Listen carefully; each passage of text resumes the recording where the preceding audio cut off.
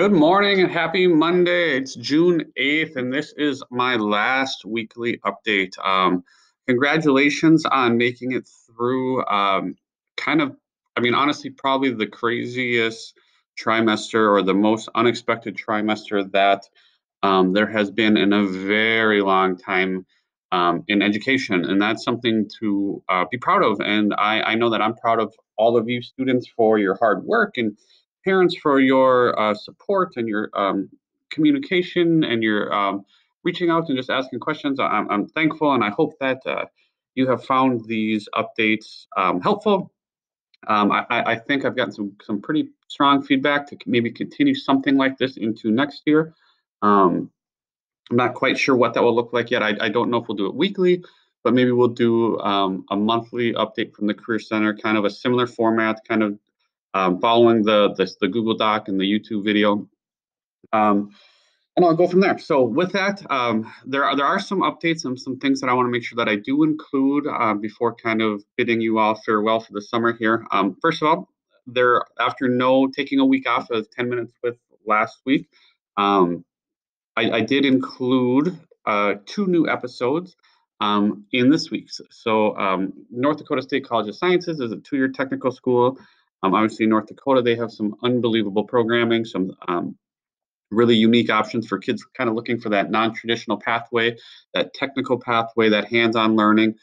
They have lots of great partnerships with industry, and their graduates are just getting jobs, like really, really early in the process. So it's a great school if you're looking for that technical learning path. And then Eau Claire, University of Wisconsin Eau Claire has really grown in popularity for our students. It's really become one of the most common schools for our end of high school students to apply to. And that's just because they have just such strong programming, and they have some really unique things as far as technology and textbook rentals and all of those things. So definitely check out those two videos. And again, I hope you've enjoyed those. I've had a lot of fun doing them. And again, something that I hope to continue into next year after taking a break from the summer, kind of wrapping this up as season one, and then see what happens sliding into next year. So a couple other things for our juniors. This is sort of some breaking news here. Your ACT test that was canceled from April 1st, I just heard of the makeup date for next year, and that is October 6th, obviously pending that we're back in school and testing, what that looks like yet, I'm not sure. I do know that will be a traditional pencil and paper test, which is different from the April 1st one, which was supposed to be on computer. So kind of two changes there, the date and then the format. Remember, that is a free test. All the registration happens during school. You don't have to create an account, or if you have an account, you'll have to link those two accounts later, and I can help with that down the road here. But that is also ACT that includes the writing test. So it's a really, really great thing, and I'm super happy that they were able to get that on the calendar this year, so students and families can plan accordingly. Because I know many of you are running into some issues trying to find an ACT test yet for this summer. Know that any school that even the earliest deadline is going to be in November 1. I would be shocked if there's schools anywhere that aren't taking that October 6th or the October National ACT test date even as on time for their application. So remember, college applications come in waves all the time where you can, what I mean by that is you send in your application. Let's say you have a November 1 deadline and you send in your application October 15th over MEA break. You send in your transcript the next week. You send in a letter of recommendation or two the next week as well. And then let's say your ACT score doesn't come until November 6th to the school. Many schools will count that as on time. Check with them directly. But obviously, with the trying times and the COVID outbreak and the ACT test just being canceled everywhere, they're going to be understanding. So I know it's frustrating. I know it's kind of been hanging over a lot of you, but I think this is good news. So I'm happy to be able to share that with you in our last weekly update.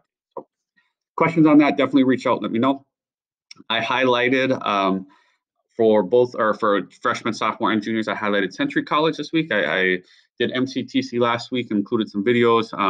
again, I highlighted Century College for this week, just to kind of keep that 2-year path as an option for students. I think the 4-year colleges are often readily available, the information, and sometimes the technical or the 2-year schools get lost in the shuffle a little bit. So I want to make sure that we always are highlighting those options as well, because they really do have some pretty great programming too. So, and then I reshare just some research links that how to log into Naviance, how to use the MCIS system.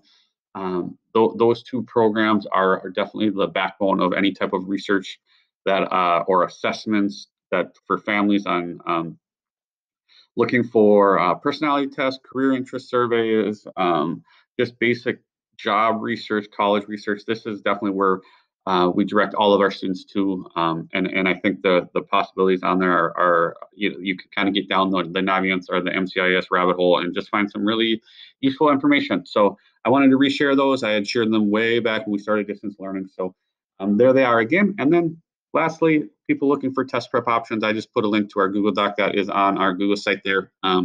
Lots of free test prep available, so make sure you take a look at those.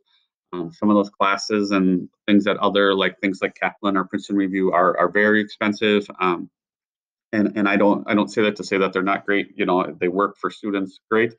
But also there are a lot of free options available. So let me know if you have other questions. And I'm really proud of our students. I'm proud of our community for kind of embracing this. I know it hasn't been an easy time. So again, if these updates have been beneficial in any way and sort of lessening some of anxieties, I'm so happy that I was able to provide that for you. So with that, I will be kind of periodically around this summer checking email.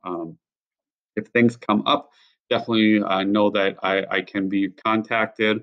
It might take me a little bit longer than normal to get back to you, but I do check in periodically and make sure that I am available for questions. So with that, I'll sign off and just say have a great summer, have an amazing time, just relaxing, taking a step away from school, and but finish strong this week, and then we will see you all soon. Thank you so much.